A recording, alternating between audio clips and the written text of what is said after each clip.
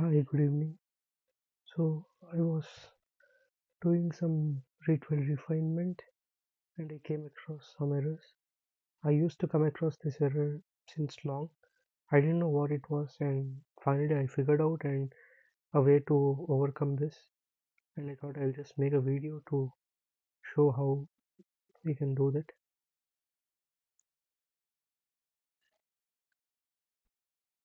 So yeah, first I'll show you the error, what it comes. So we get, uh, let's just say we use this win plotter to create the data file. Let's go suppose this one.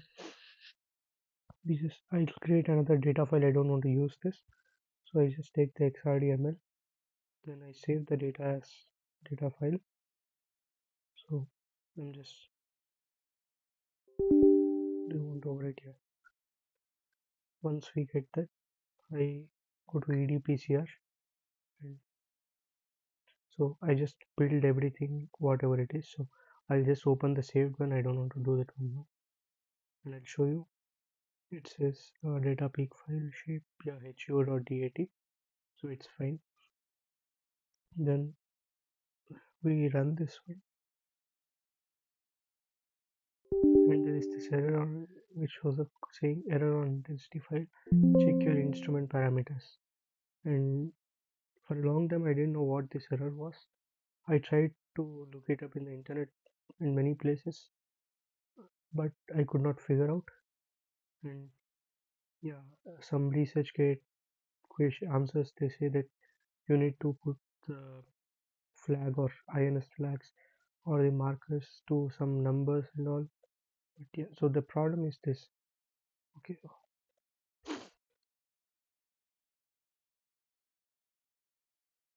it says that reading intensity file and it stops, which there is some problem in the intensity file. But what I used to think was, since I've created this intensity file and uploaded this one, so there should not be any problem in the dat file. But then I was wrong. There is actually a problem with this creation. Sometimes it comes up, sometimes it doesn't. I don't know why this does not work sometimes. Maybe what I observed is if I take the pattern from a broker machine, it it shows this error, and I don't know why or thing, but I have figured out a way to solve this. So how got to solve this was, I saw many places in the research kit and all. So I'll show you the PCR file. What the previous solution people have said is this INS flag, whatever is there, you make it to 10, or sometimes someone said make it 8 or something.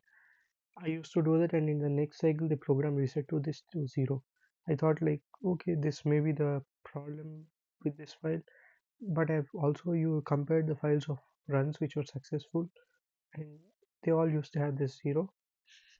Then I opened this FullProf manual or guide, and I started going through this.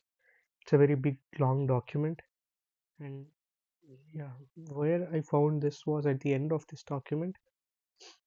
There is the format called input file formats. So here you get kind of a glossary or methods on how this FullProf works, and so here everything is there. Yeah, so you can see this INS3.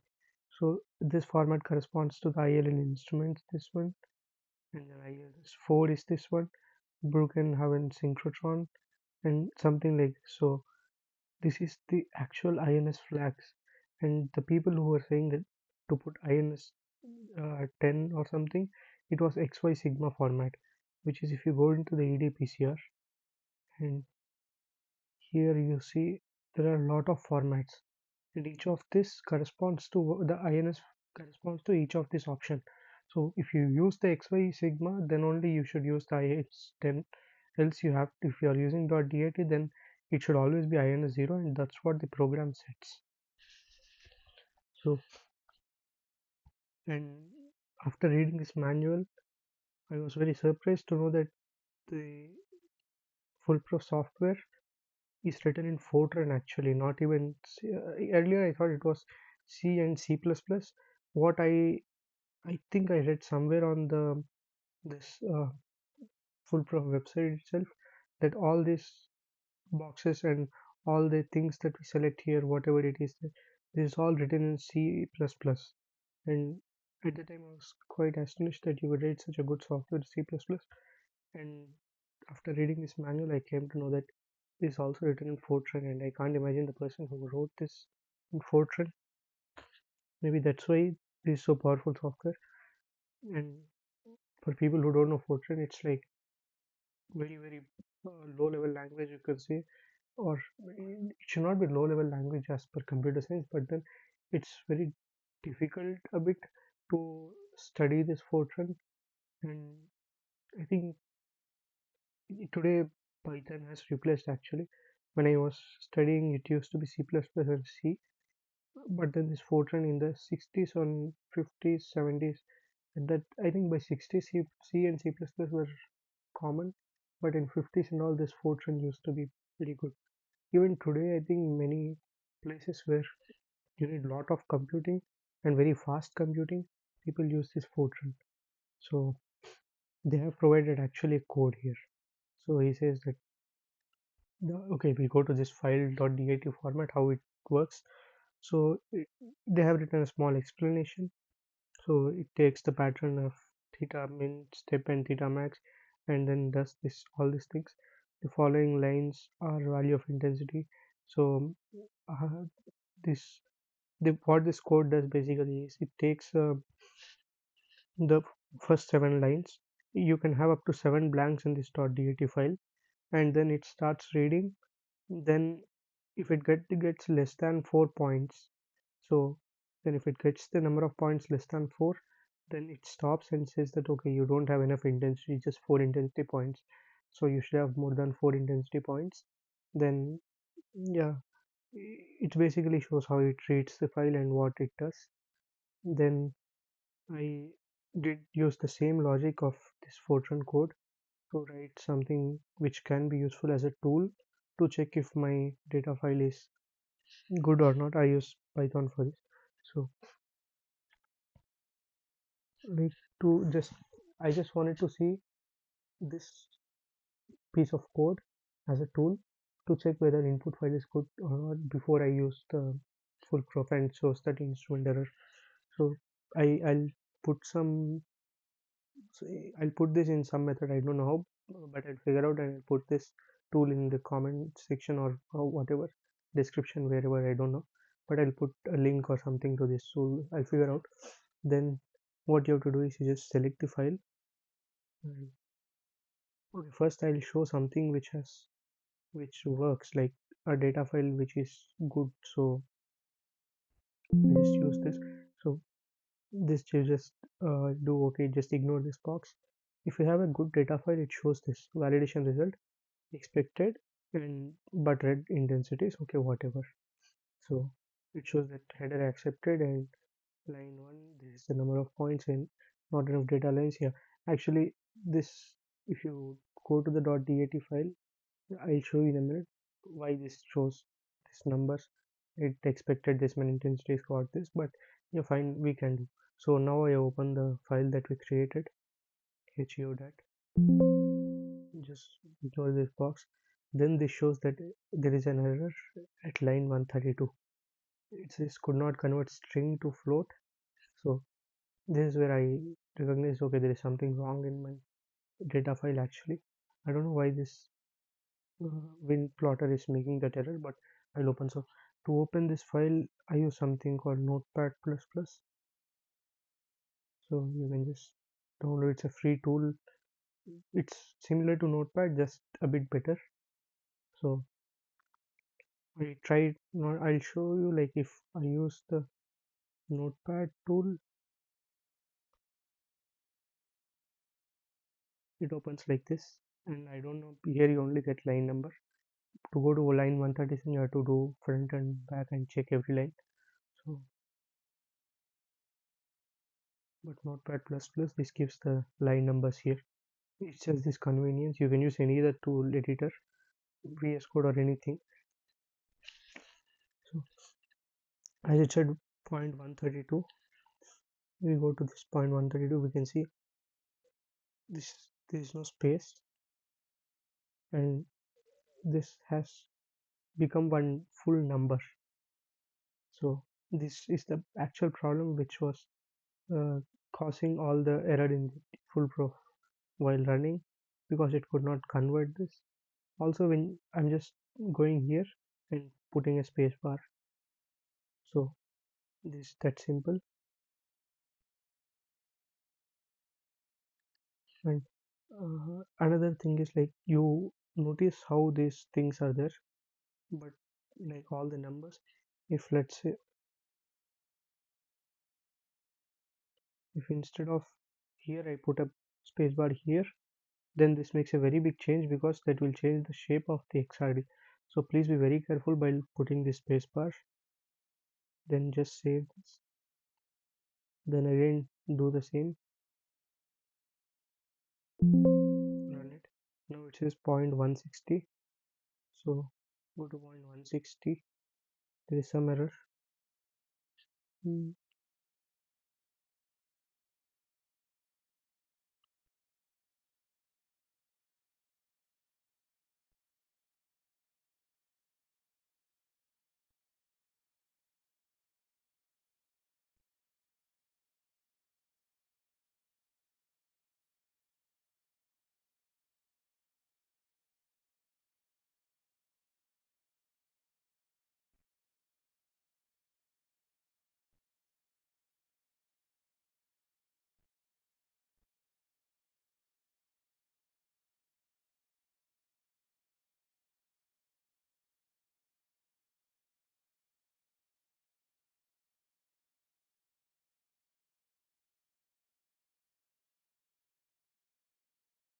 then again just do this. You have to do this, I think, a few times. Point 255.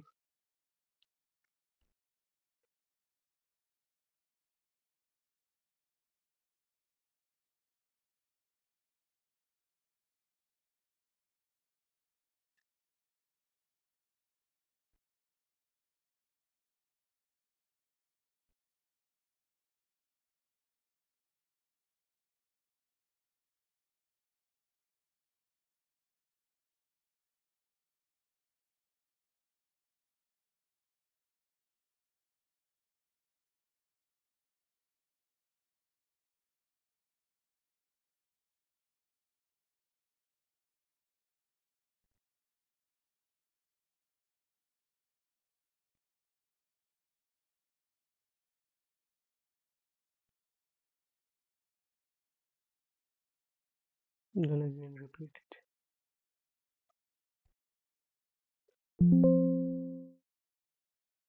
Line 316.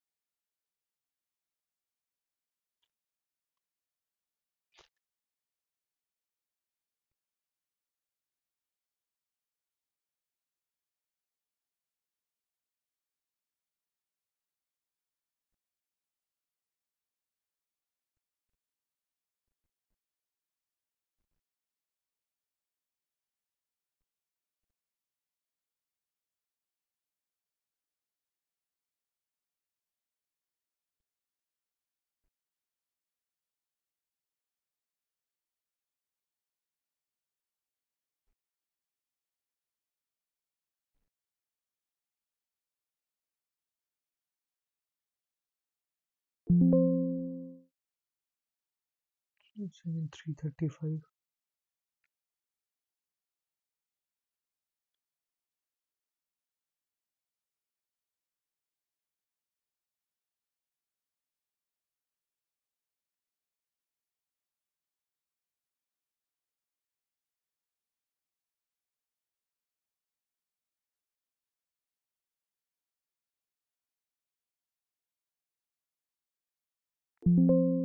Yeah, so now there is no error.